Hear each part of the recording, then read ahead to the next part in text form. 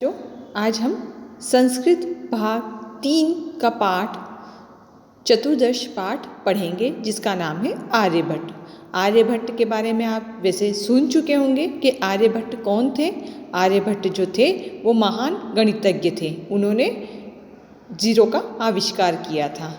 तो हम पाठ को शुरू करने से पहले एक बार पाठ के जो शब्दार्थ हैं उनको पढ़ लेंगे, ताकि उससे पाठ का अनुवाद करना हमारे लिए सरल हो जाए। तो पाठ को शुरू करने से पहले हम पाठ के बारे में जानते हैं कि ये पाठ किससे संबंधित है। भारतवर्ष की अमूल्य निधि है ज्ञान विज्ञान की सुदीर्घ परंपरा। इस परंपरा को संपोषित करने वाले प्रबुद्ध मनीषियों ने अग्रगण्य थे आर्यभट्ट। दशमलव पद्धति का प्रयोग सबसे पहले आर्यभट्ट ने किया, जिसके कारण गणित को एक नई दिशा मिली। इन्हें एवं इनके प्रवर्तित सिद्धांतों को तत्कालीन रूढ़िवादियों का विरोध झेलना पड़ा। वस्तुतः गणित को विज्ञान बनाने वाले तथा गणितीय गणना पद्धति के द्वारा आकाशीय पिंडों की गति का प्रवर्तन करने वाले ये प्रथम आचार्य थे। आचार्य आर्यभट्ट के इसी वैदुष्य का उद्घाटन प्रस्तुत पाठ में किया गया है। पूर्व दिशायाम उदेति सूर्य पश्चिम दिशायां च अस्तः इति गच्छति इति दृश्यते हि लोके परम न अनेनः अबोध्यम अस्ति यत् सूर्यो गतिशीलः इति। सूर्य चलतः पृथ्वी च चला या स्वीकीये अक्षय गुणितः इति साम्प्रतं सुस्थापितः सिद्धान्तः। सिद्धान्तो अयं प्राथम्येयं येन प्रवर्तते सः आसीन् महान् गणितज्ञ ज्योतिष विचर्यः आर्यभट्टः। पृथ्वी स्थिरा वर्तते इति परंपराया प्रश्रितः रूढ़ि तेन प्रत्याशितः दिष्टाः तेन उद्धार्यः यदः गतिशीलानां नौकानाम् उपविशति मानवः नौकां स्थिरानुभवति अन्यान् च पदार्थः गतिशीलान् अवगच्छति। एवमेव गतिशीलानां पृथ्व्याम् अवस्थितः मानवः पृथ्वी स्थिरानुभवति। अर्थात संसार में यह दिखाई देता है कि सूर्य पूर्व दिशा में उदय होता है और पश्चिम दिशा में अस्त होता है, परंतु इससे यह नहीं जाना जाता कि सूर्य गतिशील है, सूर्य अचल है और पृथ्वी चलायमान है जो अपनी धुरी पर घूमती है। यह इस समय भली भांति स्थापित सिद्धांत है। इस सिद्धांत को सर्वप्रथम जिसने प्रारंभ किया वह महान गणित का ज्ञान और ज्योतिष आचार्य आर्यभट्ट था। पृथ्वी स्थिर है परंपरा से चली आ रही इस प्रथा का उन्होंने खंडन किया है। उन्होंने उदाहरण दिया कि चलती हुई नाव में बैठा हुआ मनुष्य नाव को रुकी हुई अनुभव करता है और दूसरे पदार्थों को गतिशील समझता है।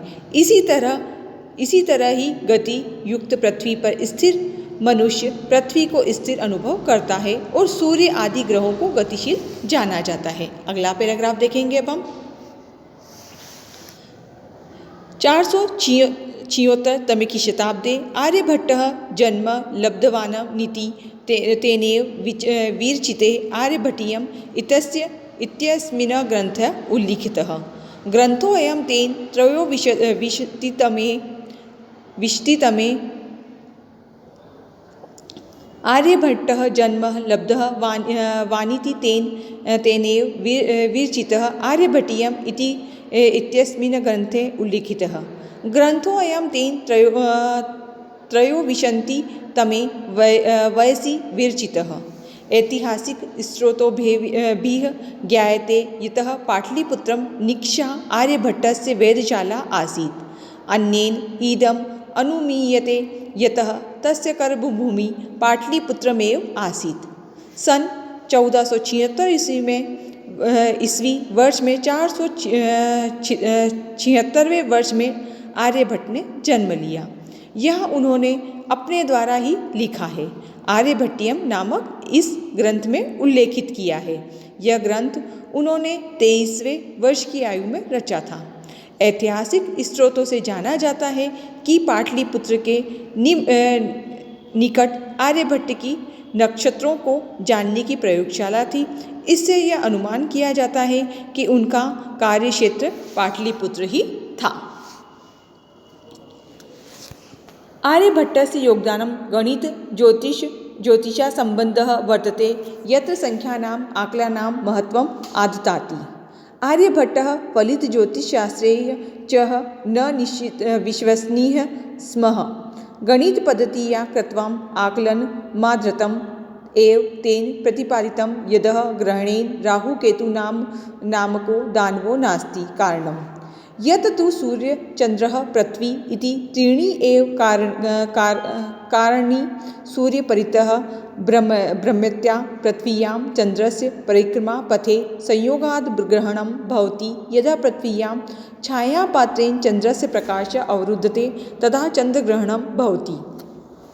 तथैव पृथ्वी सूर्योः मध्ये समागतस्तस्य चन्द्रस्य छायापातेन सूर्यग्रहणं दृश्यते।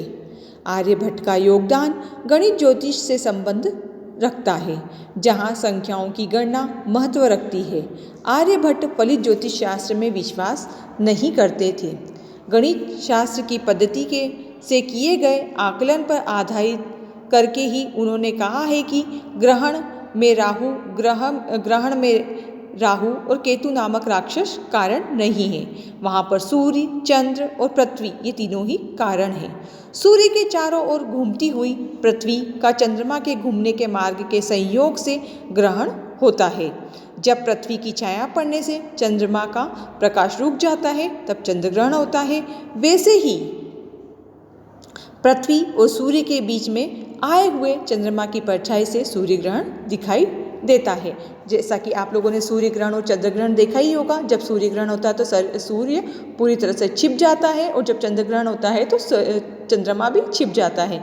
तो ग्रहण किस तरह होते हैं उसके बारे में भी हमने इस पैराग्राफ में जाना।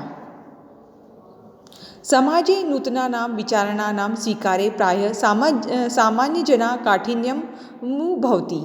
भारतीय ज्योतिषशास्त्रो तथैव आर्यभट्टयापि विरोधम् अभवत्। तस्य सिद्धान्त उपेक्षा सह पंडितमय जनानाम् उपहार पात्रं जातः। पुनरपि तस्य दृष्टि कालातिगामिनी दृष्टा आधुनिके वैज्ञानिके तस्मिन् तस्य च सिद्धान्ते समादरः प्रकटितः। अस्मादेव कारणात् अस्माकं प्रथमोपग्रहस्य नाम आर्यभट्टः इति कृतम्। वस्तुतः भारतीयानां गणितपरम्परायाः अथ च विज्ञानपरम्परायाः असौ एकः शिखरपुरुषः आसीत्। समाज में नए विचारों को स्वीकार करने मानने में अधिकतर सामान्य लोग कठिनाई को अनुभव करते हैं। भारतीय ज्योतिष शास्त्र में वैसे ही आर्यभट्ट का विरोध हुआ है।